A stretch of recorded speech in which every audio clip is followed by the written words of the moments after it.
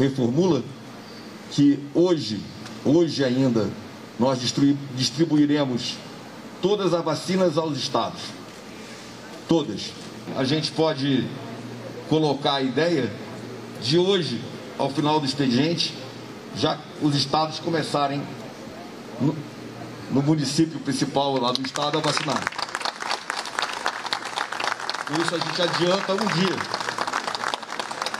Adianta um dia. Cada dia é importante.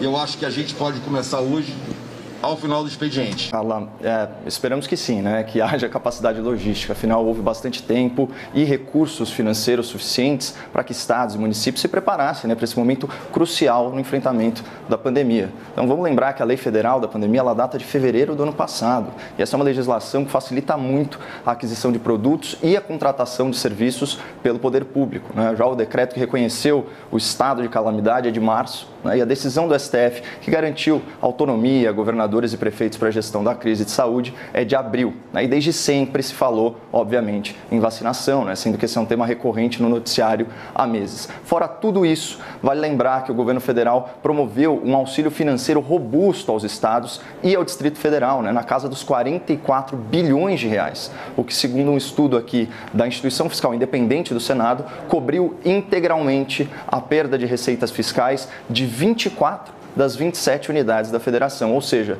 os estados não pagaram a conta da pandemia, assim como a esmagadora maioria dos servidores públicos que não tiveram seus vencimentos reduzidos durante a crise. Ou seja, fazendo uma análise cronológica, uma análise financeira, chega a ser impensável que as autoridades não estejam preparadas para atender a população que deseja ser vacinada. O problema, Carla, é que aqui no Brasil, o impensável, além de possível, é provável, como a gente verifica pelos casos de negligência, os casos de responsabilidade e de corrupção que pipocaram pelo país ao longo dessa pandemia e que coletivamente foram batizados de Covidão.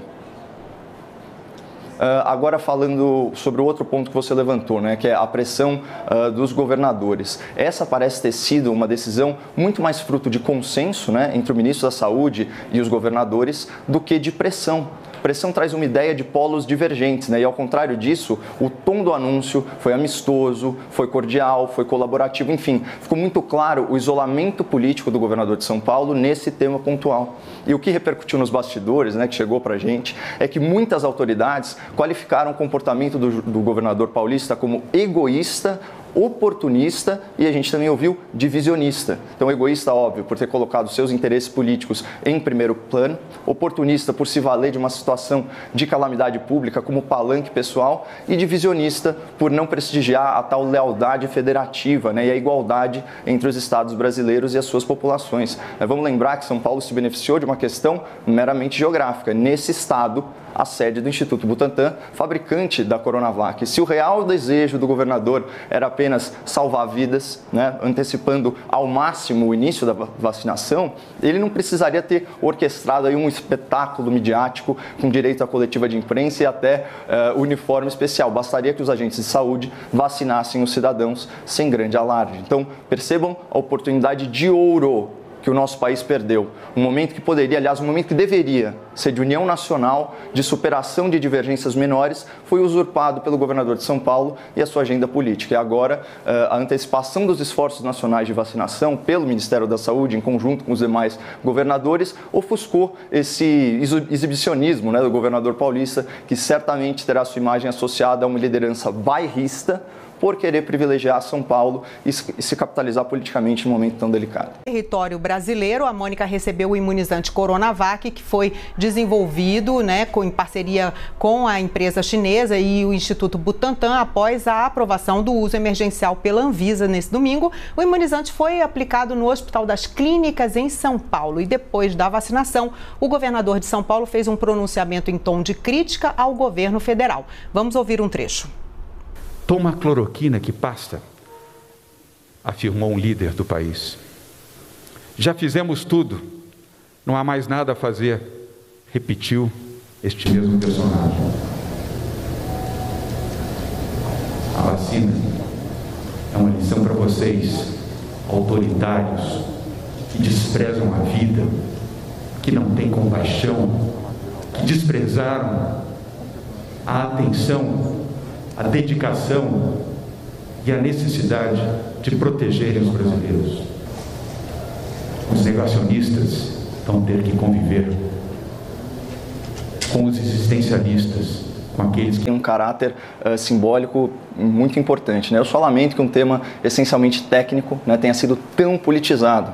Então, é chocante, cara, a gente vê esses influenciadores de internet tomados de ódio, praticamente comemorando o que a gente acabou de comentar, né, o atraso do avião com as vacinas produzidas na Índia. E é lamentável assistir aí uma autoridade pública literalmente furando a fila e reivindicando para si o mérito exclusivo por uma conquista que é coletiva, né? E como eu já disse, fazendo isso de forma midiática, espetaculosa. Então, na contramão dessa politicagem toda, eu prefiro participar do debate público, trazendo considerações de natureza técnica e científica sobre esse início da vacinação aqui no Brasil, e para isso a gente pode elencar alguns fatos, né? Primeiro fato, a Coronavac do laboratório Sinovac, em parceria com o renomado Instituto Butantan, é uma vacina que requer a aplicação de 2 doses para obtenção de 50% de eficácia, que aliás é a taxa mínima exigida pela OMS. O que isso significa, Carla? Que embora a paciente, né, que a gente está vendo aí, ela tenha sido vacinada, ela não pode ser considerada imunizada até que ela receba a segunda injeção, só daqui 2 ou 3 semanas. Já outra vacina do laboratório AstraZeneca, da Universidade de Oxford, em parceria com a Fundação Oswaldo Cruz, ela requer apenas uma injeção para obtenção de 70% de eficácia. Portanto, é muito provável que a primeira pessoa efetivamente imunizada contra a Covid-19 seja aquela inoculada com a vacina da Fiocruz AstraZeneca e não essa senhora que recebeu ontem a primeira dose da vacina Sinovac Butantan. Um segundo fato, do ponto de vista sanitário, o fator decisivo para o sucesso ou para o fracasso, né, de um programa nacional de vacinação é o percentual de imunizados em relação à população geral, ou seja, começar a vacinação um pouco antes ou um pouco depois é menos importante do que a quantidade de pessoas que são vacinadas. E nesse sentido, o Brasil tem uma enorme vantagem aí de médio prazo que se aplica a ambos os casos, do Butantan e da Fiocruz, que é a capacidade de produzir as vacinas por conta própria, já que as negociações, né, com os laboratórios, elas contemplaram toda a transferência de tecnologia, o que faz o nosso país caminhar aí na direção da autossuficiência contra a Covid-19. E outro ponto, se a gente considerar que a partir de hoje, brasileiros de todos os estados da federação já estão sendo vacinados, o pioneirismo paulista, né, de vacinar a primeira pessoa com algumas horas de antecedência, ele se torna absolutamente irrelevante. E um terceiro fato, é inegável o esforço intelectual, o esforço científico empenhado na produção dessas vacinas, mas também é notório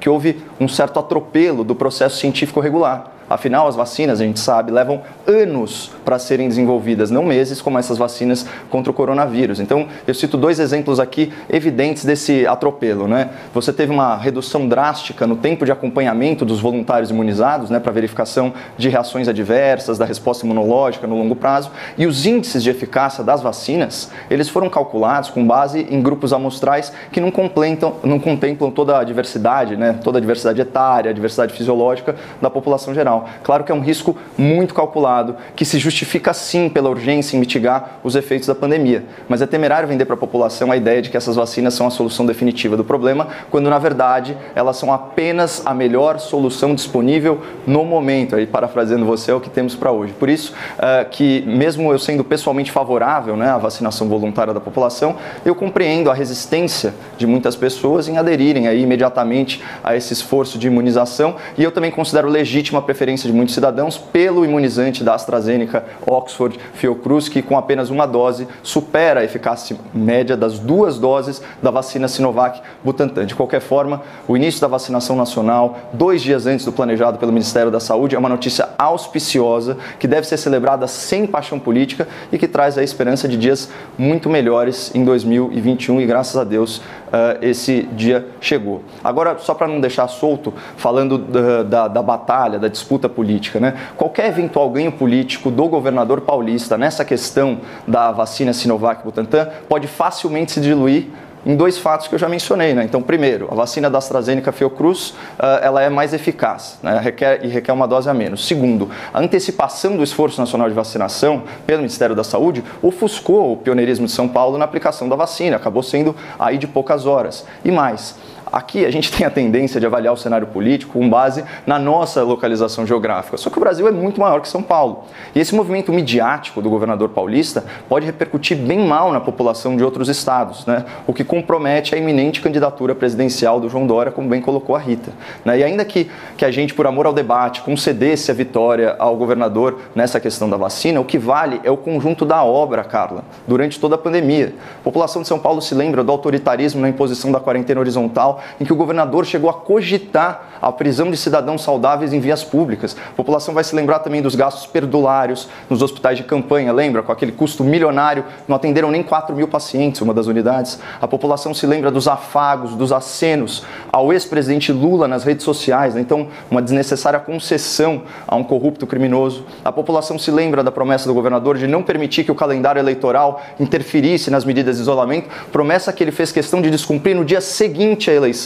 E a população se lembra que depois de desinformar sobre a real eficácia da vacina, o governador deixou a cidade para viajar para a Flórida, nos Estados Unidos, onde não havia lockdown. Então essas coisas, elas estão na memória da população, que naturalmente pode associar o governador João Dória com a radicalização do isolamento social e com a hipocrisia do fique em casa com a geladeira cheia. Então, concluindo, o João Dória precisa de muitas vitórias políticas se quiser reverter esse quadro e se viabilizar as vítimas, aos familiares das vítimas, por essa situação desumana que está se verificando no estado do Amazonas. Numa nota preliminar, Carla, quando a gente está ferindo responsabilidade, ainda mais numa questão tão séria, é muito importante a gente lembrar que ser notificado sobre um problema não te torna responsável por ele. Principalmente quando na cadeia de responsabilidade, a sua atuação ela é subsidiária, né? Então, o que a pandemia desvelou para a gente?